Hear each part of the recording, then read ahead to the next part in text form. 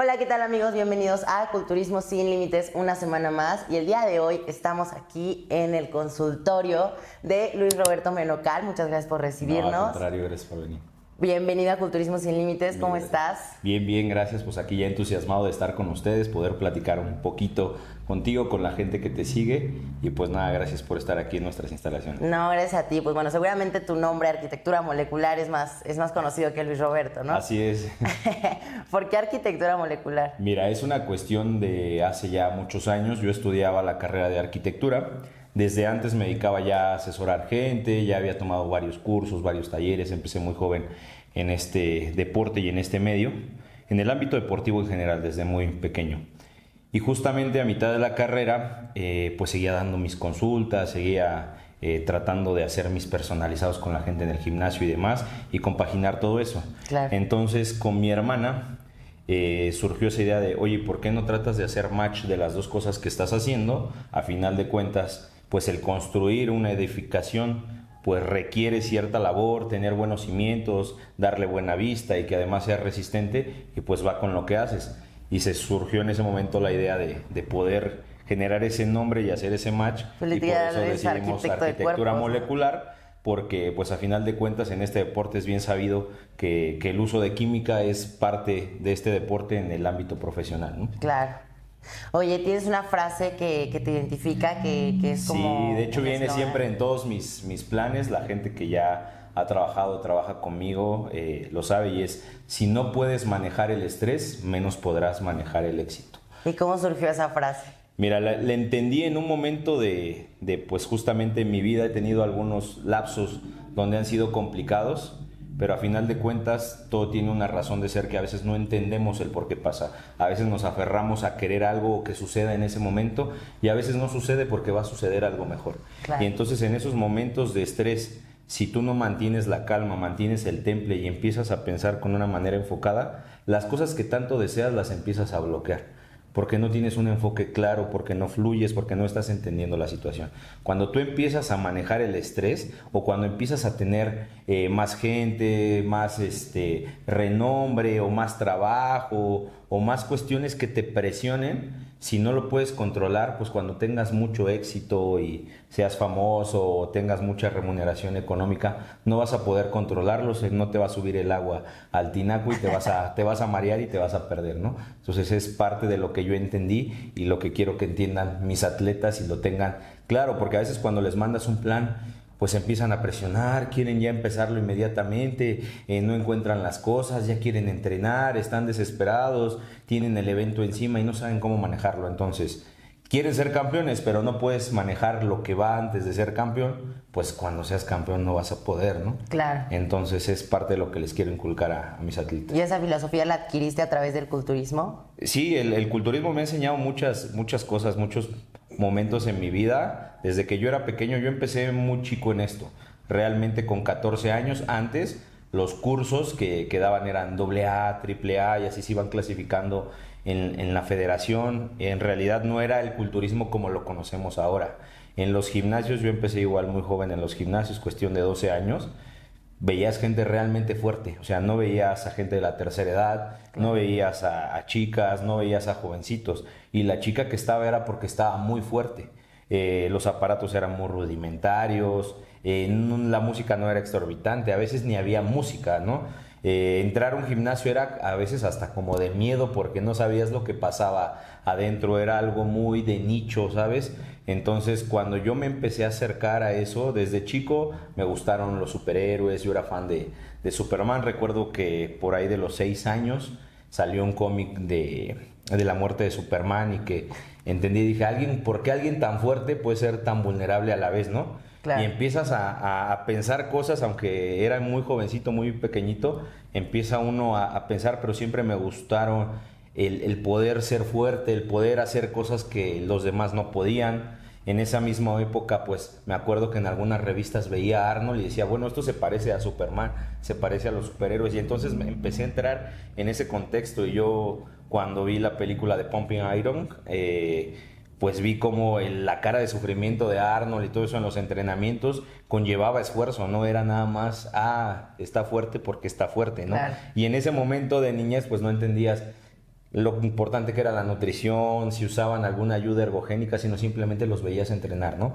Y yo decía, ese esfuerzo pues está conllevando el éxito, a final de cuentas le estás remunerando ese éxito de ser famoso, de ser más fuerte que los demás, y fueron parte de mis acercamientos y donde yo decidí dedicarme a eso. También en el ámbito deportivo empecé en el boxeo muy chiquito, en la natación muy chiquito. Siempre pero tú practicabas el deporte a la par. Yo practicaba el deporte. Yo a los 4 o 5 años ya estaba en clases de natación varias veces a la semana. A los 7 años entré al boxeo y duré casi 9 años boxeando.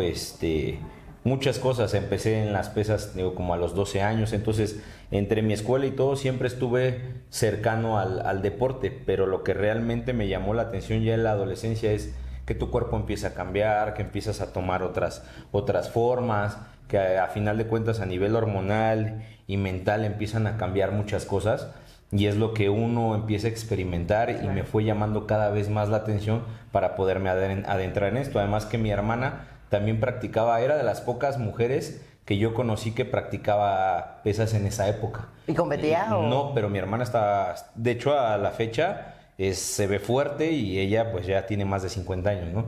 Y se ve bastante fuerte, y ella es religiosamente el gimnasio siempre desde muy joven. Entonces también tuve esa como cercanía. Algunos parejas de mis hermanas también se dedicaban a entrenar y todo eso, y fue lo que me fue adentrando a este maravilloso mundo del culturismo. Y competiste, ¿no? Cuando era muy joven, cuando tenía como unos 17 años más o menos. Los eventos no eran tampoco como ahora. Había eventos, pero no tenían esa afluencia de gente. No había tantas revistas. Redes sociales. No había redes sociales. O sea, la gente que iba a los eventos era realmente gente fuerte. Entonces, cuando tú empiezas en el gimnasio, realmente desconoces eso. O sea, desconoces que hay gente que compite, desconoces que existe una federación, desconoces eso. Y en los gimnasios, me acuerdo que lo que era muy común eran los eventos intergimnasio. Es decir, el mismo gimnasio organizaba un evento, y en el barrio, en las colonias, pues hay 2 o 3 gimnasios máximo, era lo que había. Entonces, si el gimnasio 1 hacía su evento, pues 2 o 3 del gimnasio 2 iban y competían, ¿no? Porque querían ganar. Pero todos eran de la misma comunidad del gimnasio, y fueron en un par de eventos que competía ahí. La verdad, competía como natural. Yo en ese entonces estaba entendiendo cómo funcionaba la fisiología, la bioquímica, las ayudas ergogénicas, pero yo era natural, y justo me dejé de dedicar un momento a esto porque tengo ligeramente desviada la clavícula. Entonces en el acromion clavicular hay mayor estrés en el tendón. Entonces se me empezó a irritar, estaba en preparación, y la verdad es que yo era un chico fuerte para mi edad. Yo con 16 años pues hacía press de hombro con mancuernas de 55 kilos, subiéndolas yo solo. Entonces, y además me veía todavía más joven por mi tipo de cara. En ese momento me veía más chico. Entonces llamaba la atención eso en el gimnasio, y como que la gente volteaba a ver, y dije, bueno, creo que no estoy haciendo las cosas mal si llama la atención. Y pues era fuerte, pero eso mismo de creerte fuerte o sentirte fuerte y no saber que yo tenía esa condición que me limitaba, empecé a irritar mucho el tendón, hasta que llegó un momento en el que no lo pude mover. Fui a varias terapias, usé muchos métodos, literalmente 9 meses no moví el brazo. Me acuerdo que tenía un coche estándar y manejaba con la mano izquierda, tenía que cambiar las velocidades, no podía ni subir el estéreo, la flexión y aducción de hombro no la podía hacer, entonces no podía usar un cabestrillo porque no podía abducir el hombro, entonces siempre tenía el brazo abajo, un shaker no lo podía yo agitar. Y la persona que me sacó adelante en ese momento estaba encargado de Medicina del Deporte del Instituto del Deporte del Distrito Federal y en el Comité Olímpico Nacional, que es el doctor Mosqueda. Y él literal fue el que me dijo, vas a hacer esto, te voy a poner esto y vas a entrenar. Y me dediqué a entrenar, pero en ese momento ya estaba en otra etapa de estudio de mi vida, ya estaba con otras cosas. Ya como que no era que perdiera el interés en esto, pero tenía otras obligaciones. Oye, ¿crees que ese tipo de represalias de tu clavícula y todo lo que comentas sea debido a que entrenabas de una manera, no como ahora que no existía la metodología o no se conocía más bien?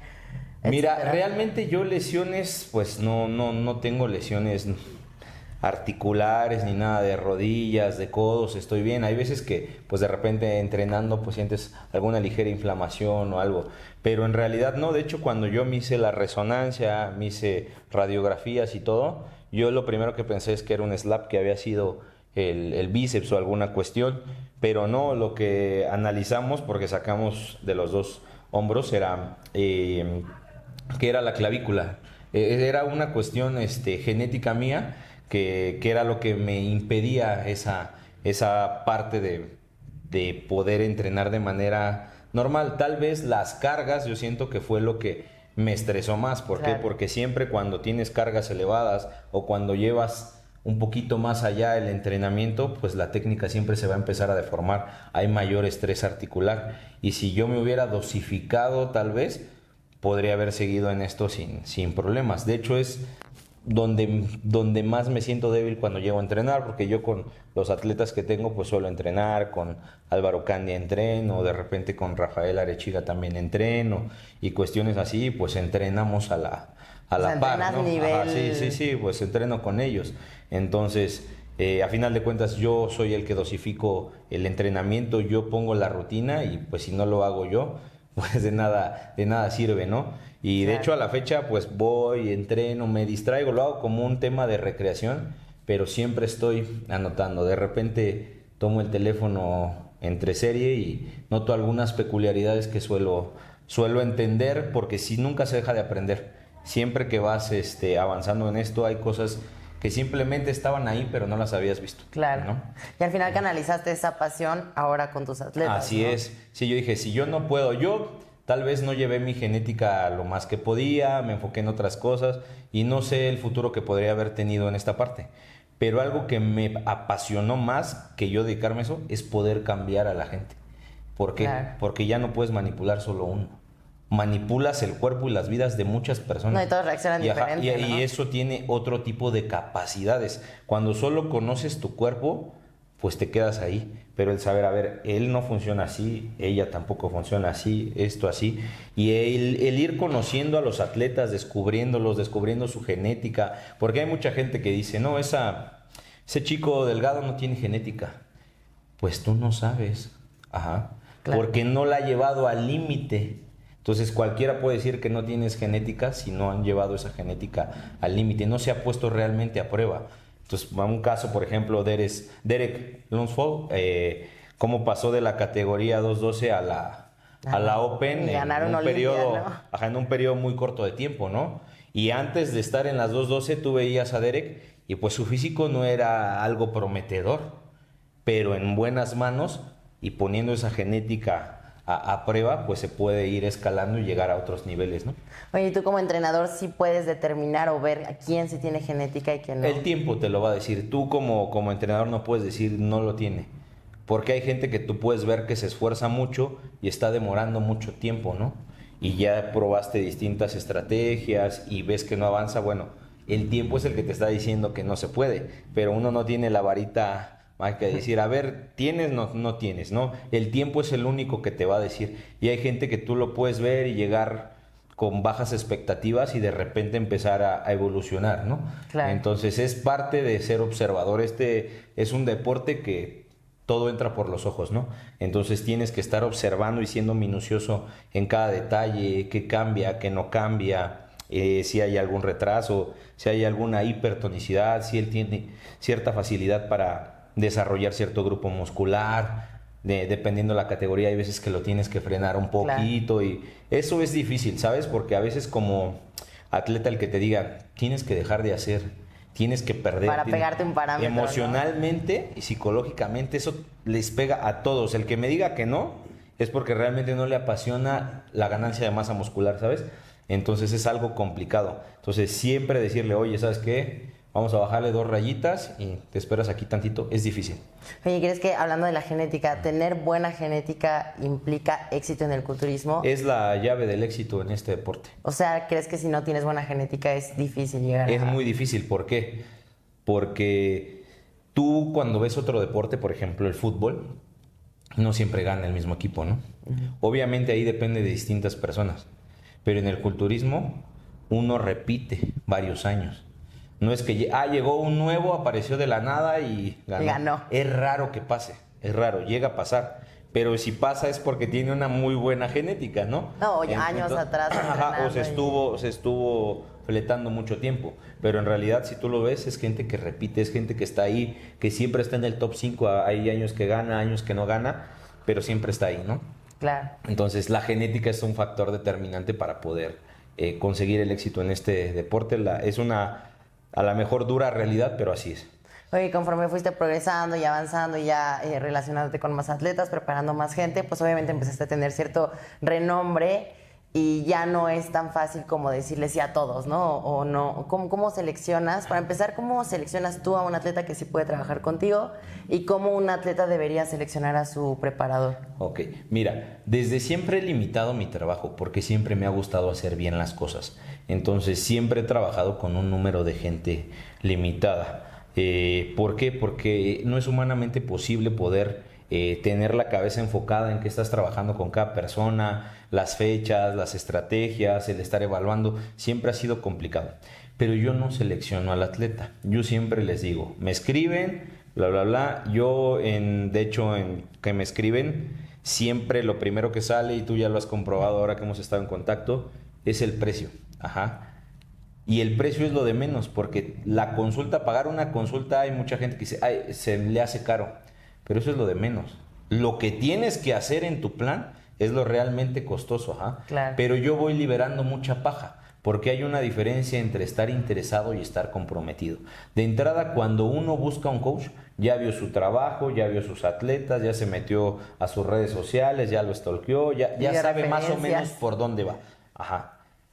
Pero si llegas y escribes, ves el precio y no vuelves a escribir, solo estás interesado, no estás comprometido. Claro. Porque tú el cuerpo que ves, pues no es un cuerpo de 200 pesos. Ese atleta lleva muchos años y mucho dinero encima. Tú lo quieres tener, pero quieres seguir gastando los 200 pesos. Pues vas a seguir teniendo el cuerpo de 200 pesos. Cuando tú decidas en contratar a alguien más especializado, en comer mejores alimentos, en usar una mejor manipulación endocrina, el estarte realizando analíticas sanguíneas que son costosas, algunos exámenes, en el momento que tú decidas eso, vas a dar el siguiente paso. Y eso va a ser con cualquier profesional, no necesita ser conmigo o con algún preparador extranjero. Es decisión propia. Entonces yo siempre les digo, no es el perfil de entrenador, es el perfil de cliente el que yo no voy a elegir. O sea, muchos dicen, es que yo quiero ese entrenador porque es el perfil de entrenador que no quiero, yo quiero. Y sí, ¿y tú eres mi perfil de cliente? ¿Tú vas a hacer lo que yo te mande? ¿Tú vas a ser constante? ¿Vas a ser preciso? Claro. Tú no eres el perfil de cliente con el que yo trabajo, aunque yo sea el perfil de preparador que tú crees necesitar. Pero si tú no puedes pagar todo lo que yo te voy a mandar, a lo mejor tú necesitas un preparador de 300 pesos. Porque es el perfil que tú necesitas en este momento y no es malo, sino que hay veces que la gente ahora empieza a divagar en su mente y llevan un evento y ya quieren ir a otros niveles y piensan que por cambiar de preparador ya van a ir a esos niveles. No, tienes que ir dando pasos. Y cada preparador forma parte de tu carrera y en ese momento te ayudó y en ese momento era lo que necesitabas. Claro. Ajá. Obviamente todos quisieran tener el mejor equipo a su lado que lo apoyara y poder estar haciendo las cosas bien, pero no siempre se puede. Y eso es en cualquier cosa. En el trabajo tienes que ir escalando, en el deporte tienes que ir escalando, en todo vas a ir creciendo, pero la gente no entiende eso y todos aspiran a lo mejor, pero no están dispuestos a sacrificar para poder estar ahí. Entonces yo no es que seleccione a mis clientes, sino les hago entender justamente eso. A ver, ¿vas a estar comprometido? No. O sea, mucha gente me escribe en redes sociales, ¿tienes espacio? No tengo espacio. Y cuando se llegan a liberar los espacios, ya tienen el precio y ya ni siquiera les interesa porque dicen, no voy a poder. He tocado gente que dice, ¿sabe qué, coach? Yo me la veo difícil, pero voy a trabajar en la tarde en otro turno, voy a ver qué hago, pero yo voy a mejorar este año y voy a hacer lo mejor que pueda. Y hacen lo mejor que se puede, ¿no? Claro. Pero son las procesos. ganas, ¿no? Te voy a dar un ejemplo y a lo mejor es un poco ventilar aquí a mi amigo y compañero Álvaro Candia, pero él en su preparación de 2022, él literal vendió su vehículo y se deshizo de su vehículo para enfocarse en su preparación, para invertir eso en su preparación, ¿no? Pero esa es la pasión por este deporte. ¿Cuántos están dispuestos a hacer eso? A sacrificar Sí, todo. muchos dicen, no, pues yo prefiero seguir manteniendo el cuerpo que tengo y no estar invirtiendo tanto para llegar a esos niveles, ¿no? Claro. Oye, cuando de pronto a lo mejor sí tiene el alcance, la posibilidad, pero tú notas que un atleta tuyo empieza a ser indisciplinado o no se apega muy bien a la dieta, al plan, decides ya...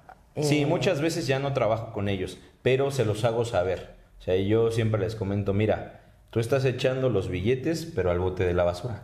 Tú me puedes seguir pagando el tiempo que quieras, pero el único que se autoengaña, pues eres tú. Tú te estás engañando todos los días y crees y siempre dices. Pero ¿sabes qué pasa con esa gente? Esa gente suele ser la gente que cambia cada rato de coach.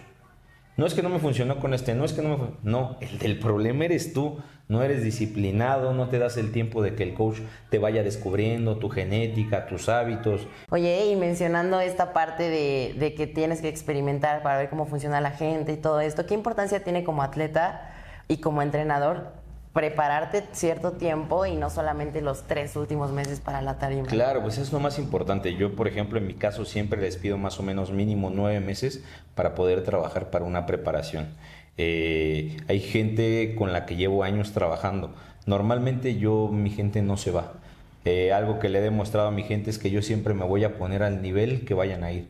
¿Para qué? Para que no vayan a buscar a ningún otro lado. En la actualidad está muy de moda el buscar a preparadores extranjeros y todo. Llega un momento en el que pasa lo mismo que comentábamos hace un rato. Tienes tanta gente que ya no es humanamente posible coordinarlo. Entonces, hasta que no vean un talento fugaz, un garbanzo de a libra, no van a voltear a verlo y a prestarle atención. Y yo no soy así. Yo con mis atletas, sea quien sea mi atleta, le brindo la misma atención, ¿no? Porque a final de cuentas soy más dosificado en lo que le entrego a cada persona y no me desbordo con un solo atleta o dejo de prestarle atención a otro atleta. Entonces, el hecho de tener el tiempo suficiente te va a dar el tiempo a ti como atleta de ir conociendo cómo se va comportando el cuerpo e ir siendo cada vez más fino.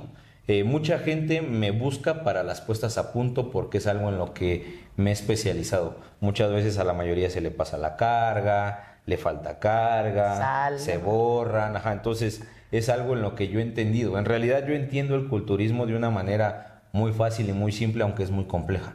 Pero cuando lo descifras, lo haces como, pues es tu día a día, lo haces de una manera automática, dinámica, lo entiendes. Siempre va a ser difícil prever lo que va a pasar. De hecho, la mayoría de los atletas, cuando en una puesta a punto sale mal, a veces no son cuestiones de él.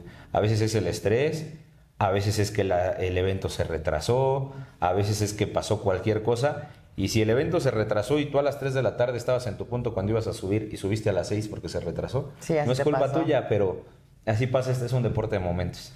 Oye, y la diferencia que hay, por ejemplo, que te llega un atleta que te dice, mira, la neta no sé nada, vengo de ceros, a que alguien te dice, ya llevo años compitiendo y voy por mi carnet, ayúdame, ¿no? Sí, mira, la mayoría de los atletas con los que yo trabajo es gente con experiencia. La verdad, principiantes son 2 o 3 los que tengo, y eso por recomendación de algún otro conocido, porque de entrada para mí me es más difícil trabajar porque no entienden todavía el culturismo como culturismo real, ¿sí me explico?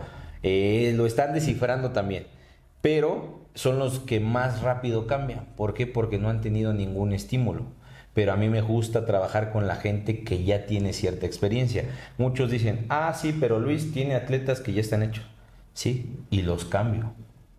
Y cambiar a alguien que ya probó de todo en su vida, que ya estuvo con muchos preparadores, que ha usado cosas hasta aberrantes, y que aún así llegues tú, le des ese giro de tuerca y pongas la guinda en el pastel y cambie y le vaya mejor, eso para mí es más meritorio que cambiar a alguien que va empezando. Porque a alguien que va empezando le das lo que sea, y cualquier estímulo que sea distinto a lo que está usando, pues va a propiciar cambios. Claro. Entonces, esa es la manera en la que yo me gusta trabajar con los atletas. La verdad es una realidad, me gusta trabajar más con atletas experimentados. Oye, en cuestión de las categorías, ¿cómo se determina que eres bikini, wellness, figura, en caso de los hombres? Pues, bueno, lo que es una realidad, lo que determina es la estructura ósea, porque la masa muscular la vamos a poder manipular. Obviamente hay algunas formas estructurales, muscularmente hablando, que son particulares de cada persona, ¿no?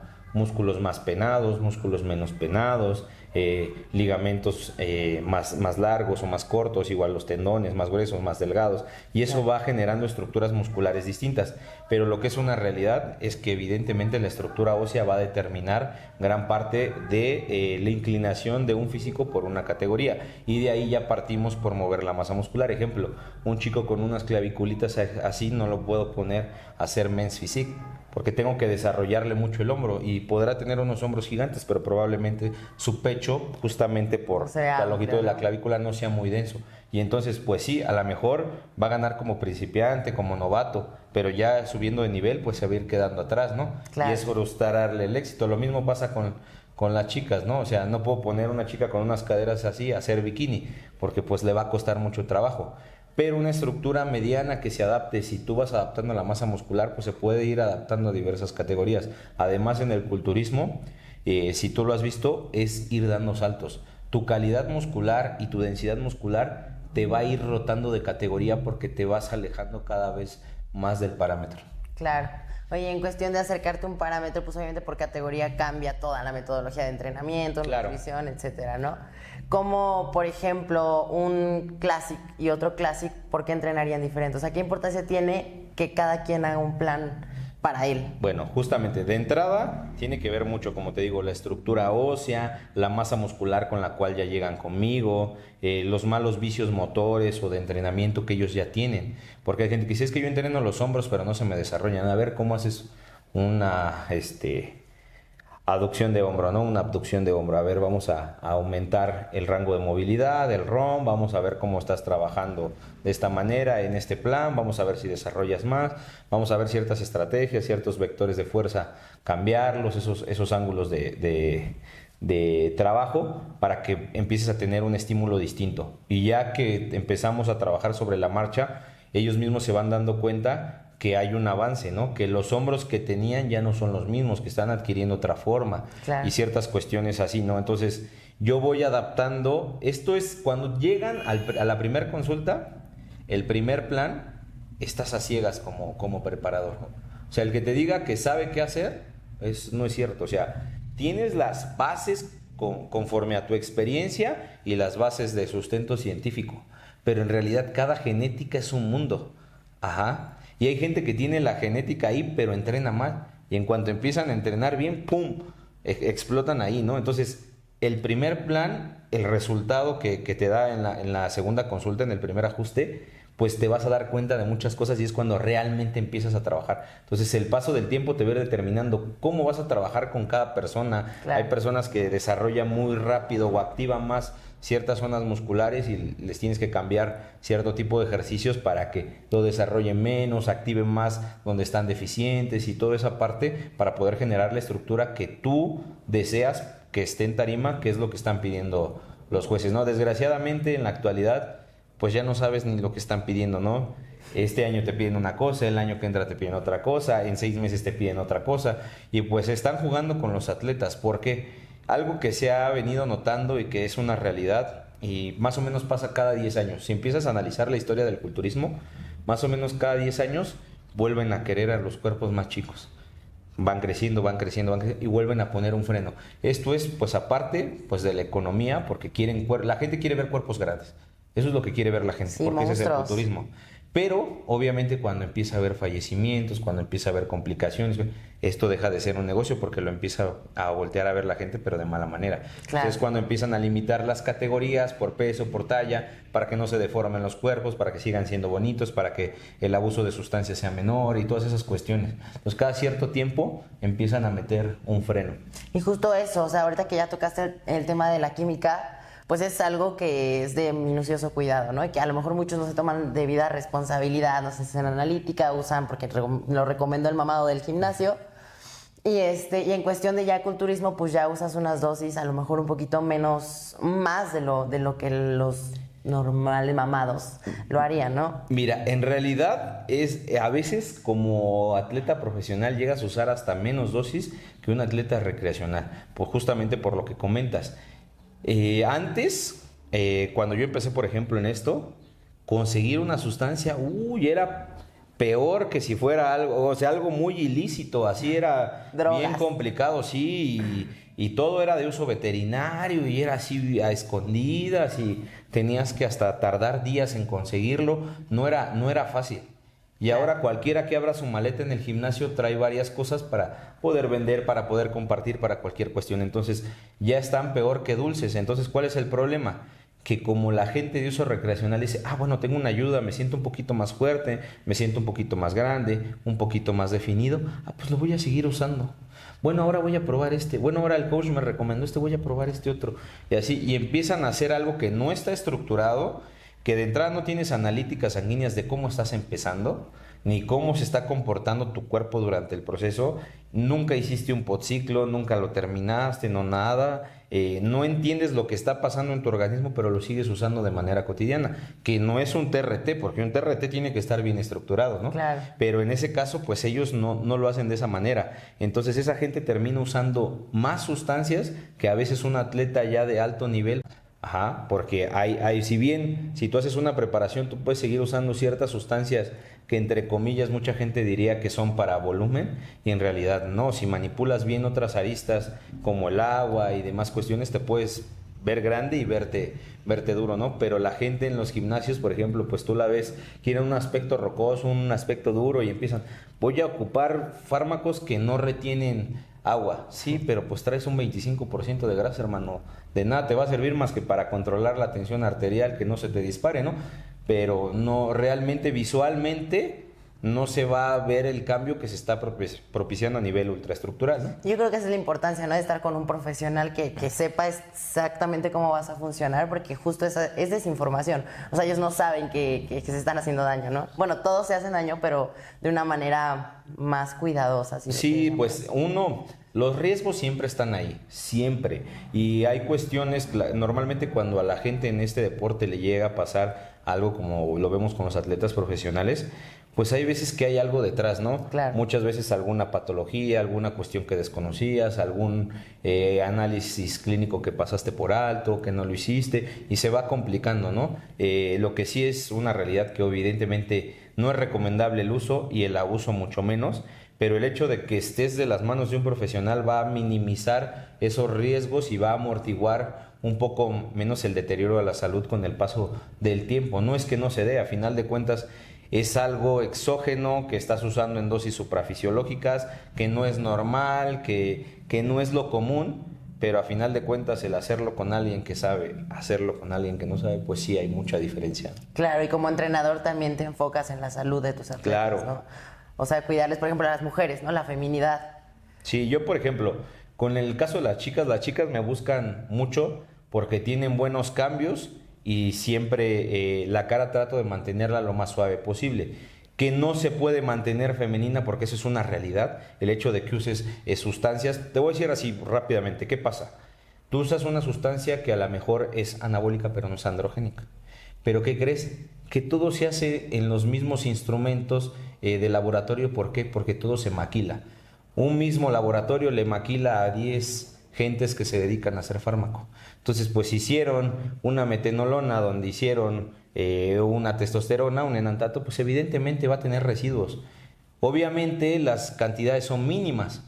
En una proporción, pues son de un 80-20. Pero si tú lo usas 1 año, 2 años, o lo usas en dosis más altas pensando que estás usando un anabólico, pues el poquito androgénico va a causar también el efecto, ¿no? Claro. Y a veces es en menos tiempo. Entonces la gente no entiende eso, que todo lo que usamos en realidad es underground. Ya no es como antes, que había en la farmacia muchas más variedad de fármacos que podías usar en este deporte. Ya estamos limitados en ese aspecto. Entonces la gente no entiende que son riesgos, pero el hecho de cómo lo manejes, las dosis que tú manejes, el tipo de sustancias que tú uses, vas a minimizar esos riesgos, pero siempre van a pasar. Lo que yo siempre trato de hacer es que siempre las chicas, oye, si sientes cambios de este tipo, avísame. O sea, a mí no me gusta que se esperen a la consulta para que ya me digan, pasó, ya no hay vuelta atrás, ¿no? exactamente. Entonces siempre es eso. Entonces trato de cuidar la voz, trato de cuidar la acromegalia que no se vaya generando, esa virilización, el desarrollo de los genitales y toda esa cuestión, siempre trato, hay cosas que van a pasar, pero siempre se trata de minimizar los riesgos. Si tú ves a mis chicas cuando compiten, pues están más suaves de la cara que muchas y con más masa muscular. Es algo que yo siento que ha caracterizado mi trabajo, porque tú puedes ver chicas con la cara y con las facciones muy duras, pero con menos masa muscular. Y yo siempre he dicho algo, siempre va a existir un riesgo, pero si el riesgo que estás tomando no es proporcional a los cambios que tú estás viendo, estás haciendo las cosas mal. Claro. Porque si el riesgo es así y el cambio es así de pequeñito, lo estás haciendo mal, ¿no? Entonces, es algo en lo que me baso y que siempre trato de hacerlo. Y cuando ellas salen de un ciclo farmacológico, tú las empiezas a ver en el lapso de un par de semanas y automáticamente se empieza a suavizar nuevamente sus facciones, se empiezan a rellenar, otra vez se vuelven femeninas. Y eso es lo que siempre trato yo de cuidar. Claro. Oye, y yéndonos un poquito más en el lado social, ya dejando al lado un poquito la profesionalidad, tu relación atleta-coach también tiene que mantenerse profesional, ¿no? Claro, mira, a final de cuentas es como el caso de Samson ahorita con Milos. Él lo comentó en una transmisión que hizo, en un video que hizo, pues te empiezas a involucrar emocionalmente. Y eso, te digo algo, es inevitable. ¿Por qué? Claro. Porque tú al atleta, por más... yo siempre soy profesional y siempre que hablo con mis atletas hablo a lo mejor en un tono de compañerismo, pero sigo siendo profesional. O sea, trato de meterlos al carril, ser su cable a tierra y que se vuelvan a aterrizar en lo emocional, en lo psicológico, en lo físico, siempre.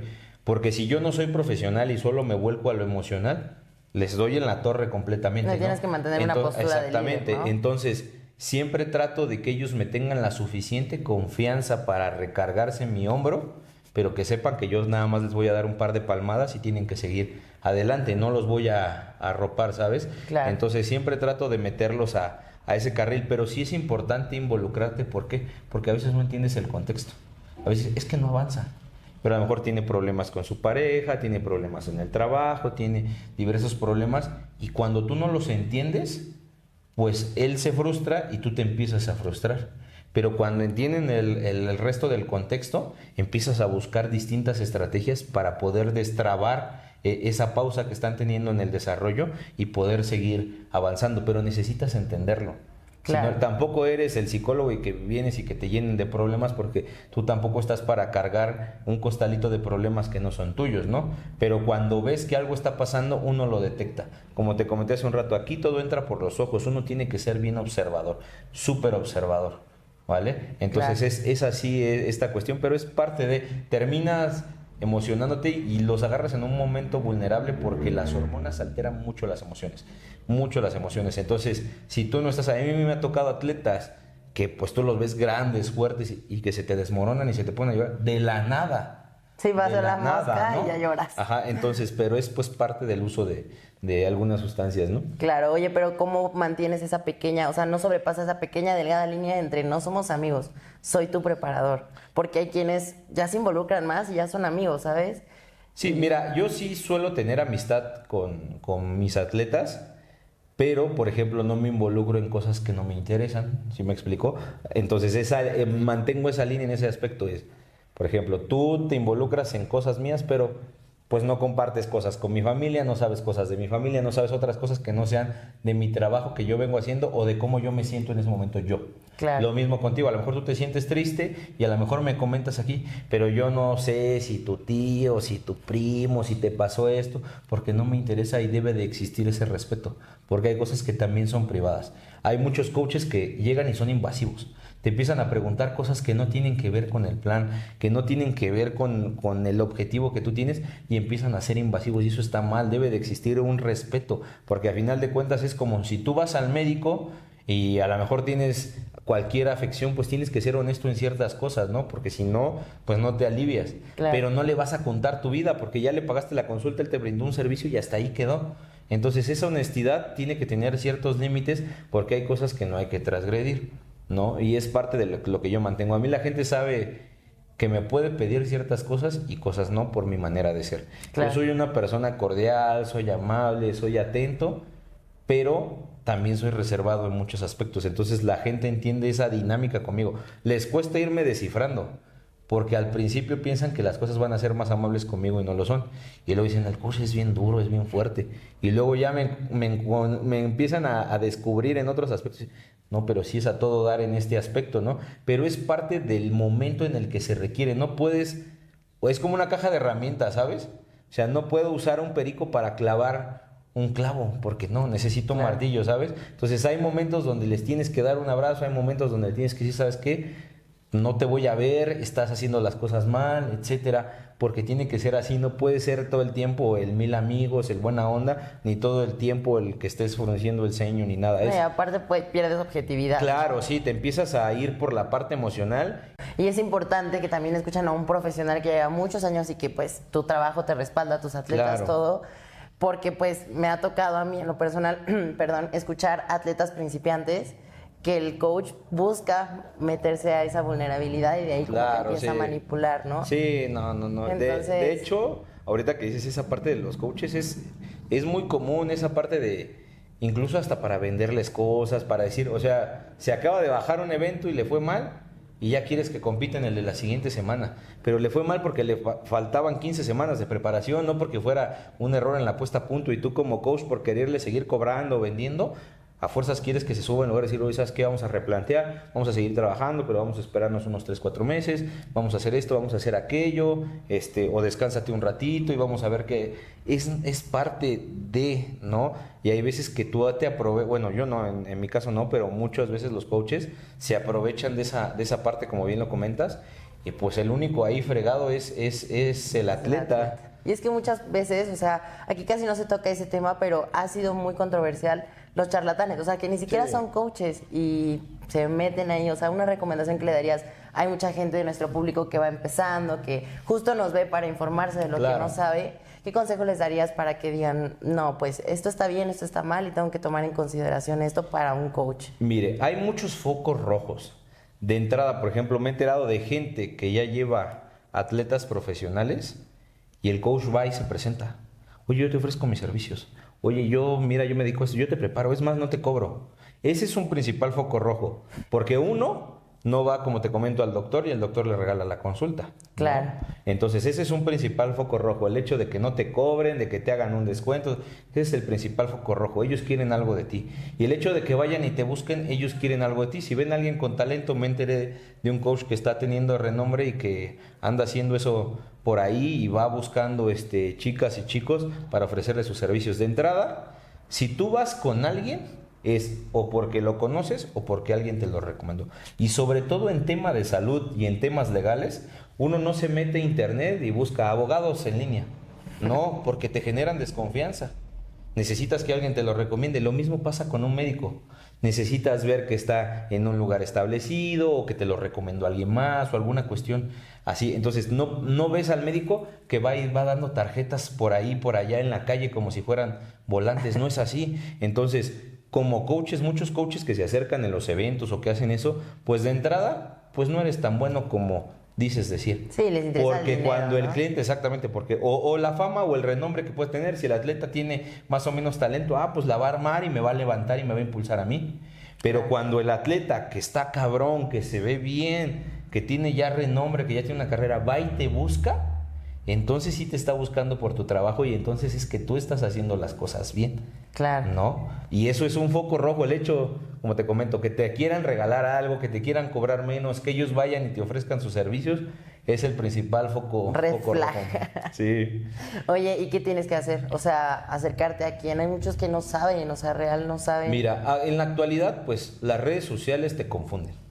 Porque tú ves muchos tiktokeros, ves mucha gente que sube contenido y dice, sabe. Sí, pero ha trabajado con gente como tú. Tienes que adaptarlo a tu sector. Ajá. A mí me tocó en el Instituto de Excelencia Médica de la FIFA estar con Dan Bernardo, que él es nutriólogo o fue nutriólogo de los Falcons de la NFL y de la Selección Nacional Femenil de Gimnasia Olímpica de Estados Unidos. Y entonces él, trabajando con los Falcons, pues tenía un sistema medio adaptado para trabajar en fútbol americano, ¿no? Entonces, otro compañero que estaba ahí que también se dedicaba a lo mismo, acabamos una charla con él. Dice, no, ya sé qué le voy a poner a mis atletas, no, yo ya sé, ya con él ya me dio la solución.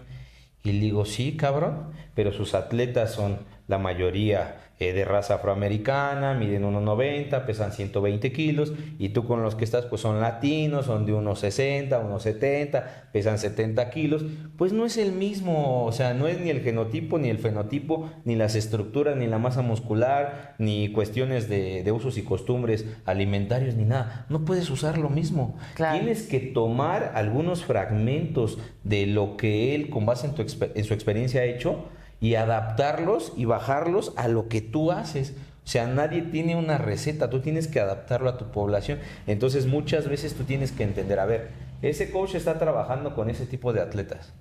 Yo no encajo en ese perfil. A ver, pero este sí, más o menos como que siento que es lo que busco y todavía puedo acercarme a ese nivel. Claro. Pues voy a ver qué pasa con eso, ¿no? Y vas a ir dando saltos, porque yo siempre lo he dicho, también un preparador tienes que hacer match, ¿eh?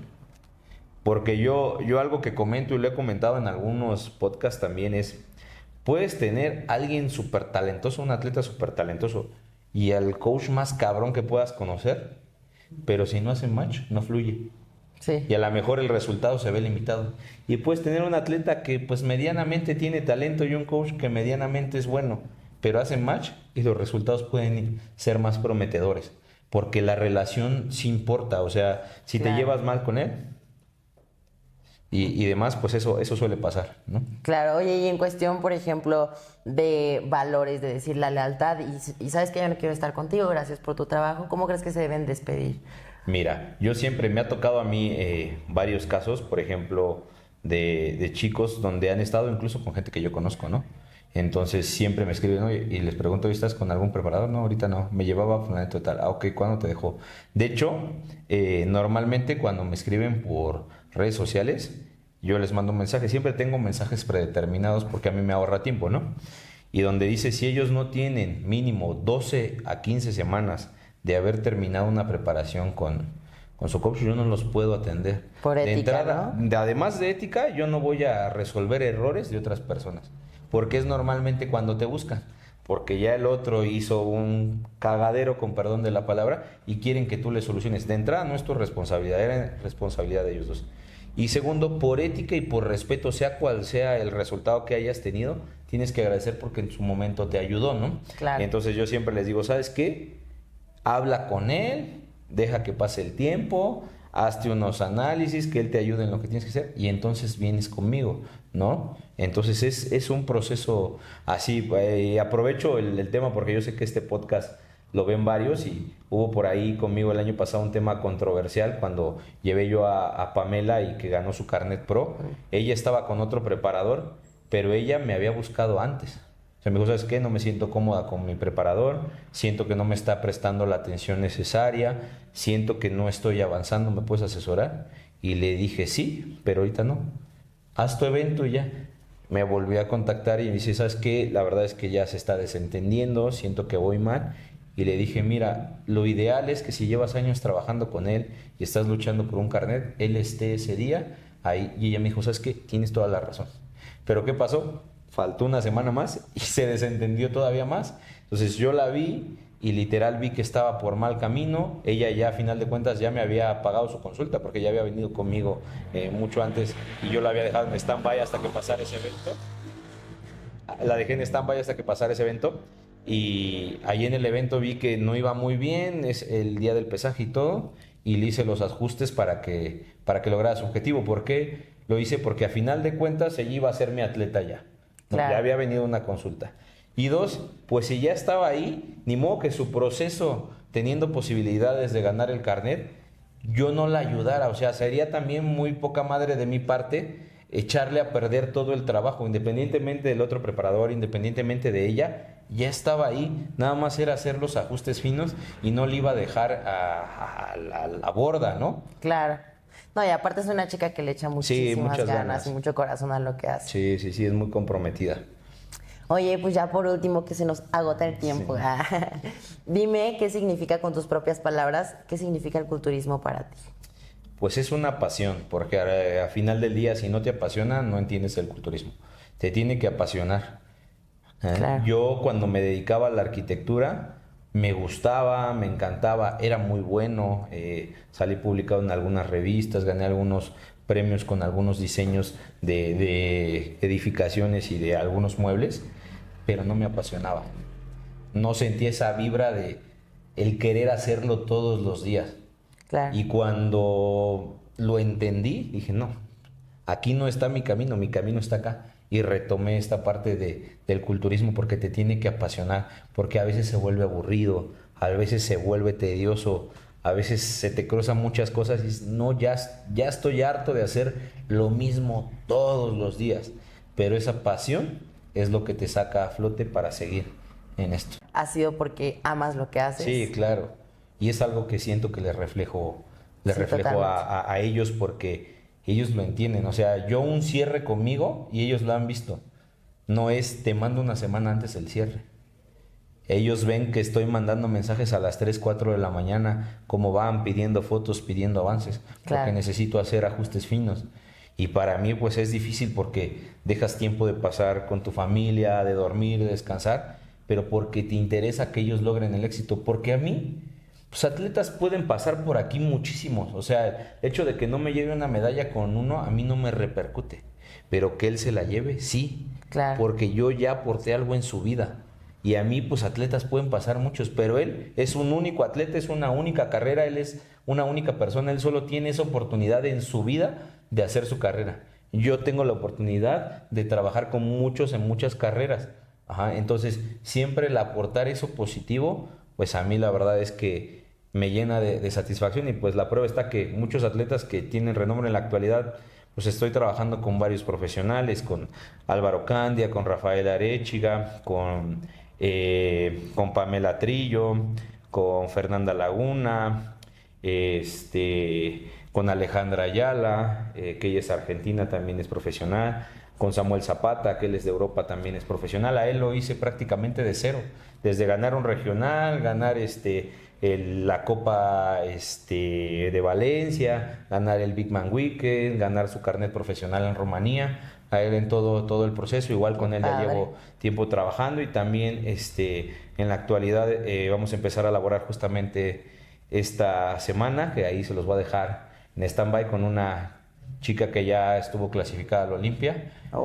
Entonces vamos a trabajar con ella en esta preparación. Viene de estar de la mano de 2 preparadores extranjeros con mucho renombre, entonces voy a trabajar con ella. También en su momento trabajé con Ivonne Vigueras, también profesional, que había estado con varios preparadores. La amamos aquí. Ya estuvo en culturismo aquí. Sí, trabajé un periodo muy, muy cortito con ella porque ella en ese momento estaba pasando por unas complicaciones de salud.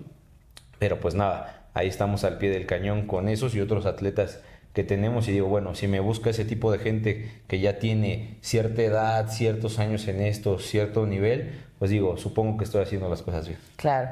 Oye, y por último, pues obviamente esto es importante porque mucha gente que a lo mejor quiere hacer lo que tú, porque también eres una inspiración para ser preparador, ¿no? O sea, a lo mejor, sí. Sí, claro. Y muchas personas que dicen, no, pues yo quiero ser como él y así, se puedan sentir identificadas. ¿Qué le dirías a Luis Roberto, de 17 años, que decía, pues igual y yo quiero, pero no sé nada? Que no claudiques, porque si lo quieres es así. Por ejemplo, te voy a dar, así retomando ahorita que me llega el recuerdo, pues llegó un momento en el que dudé, o sea, ¿sí me voy a dedicar a esto? O sea, no era lo mismo que ahora, o sea, no era la industria del fitness que es ahora, o sea, decía, ¿de esto voy a vivir? Pues a lo mejor no, a lo mejor sí tengo que ser arquitecto, estar haciendo proyectos, estar construyendo, porque de esto no voy a vivir. Claro. Pero vi que no me apasionaba y dije, tengo que encontrar una ventana que me haga poder vivir de lo que amo, ¿no? Porque es una bendición, muy poca gente se dedica a lo que realmente ama en esta vida. Hay veces que dices, yo amo esto, pero no gano lo suficiente y voy a tener que hacer esto porque no me queda de otra, ¿no? Entonces yo traté de buscar esa ventana y por eso vi varias disciplinas. Te comenté hace un rato, fui juez, he hecho muchas cosas dentro de este deporte, he estado involucrado coordinando ligas deportivas, haciendo eventos deportivos y traté todo el tiempo de buscar la ventana para poder decir, esta es la línea que quiero seguir y ya. Pero hubo momentos en los que dudé, en los que quise claudicar, pero pues que no claudiquen, es el consejo que les doy. Si realmente les apasiona y si realmente lo desean, ustedes van a encontrar el camino. Ay, pues muchísimas gracias, No, ¿de Luis. qué? La verdad es que estuvo bien interesante. Se me fue el tiempo ahora sí Gracias. bien rápido.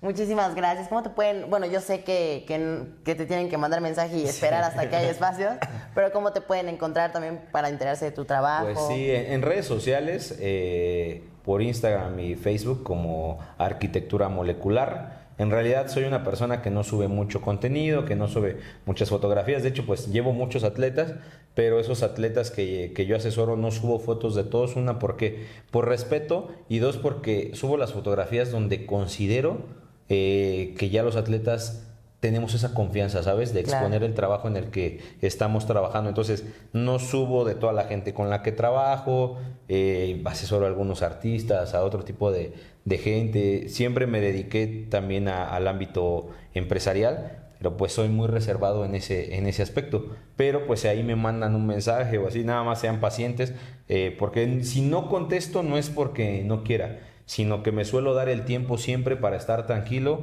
y empezar a responder. Y sí, los espacios disponibles normalmente en noviembre de cada año abrimos la agenda del siguiente año y se abren 2 o 3 espacios nuevos y hasta ahí por eso no hay muchos espacios. Pero si de repente por alguna cuestión extraordinaria se abre un espacio, pues solemos publicarlo ahí en nuestras redes sociales, así que estén pendientes. Pues muchas gracias No, de a nuevo. ustedes por Muchas venir a gracias a visitarnos. ustedes. Ahí lo pueden buscar ahí para que se enteren de su trabajo y vean realmente que esto está sustentado. Y pues gracias a ustedes, gracias a Jack Donovan, a XT Labs por patrocinar este podcast. Yo soy su host Montserrat Naranjo y nos vemos a la próxima. Ay.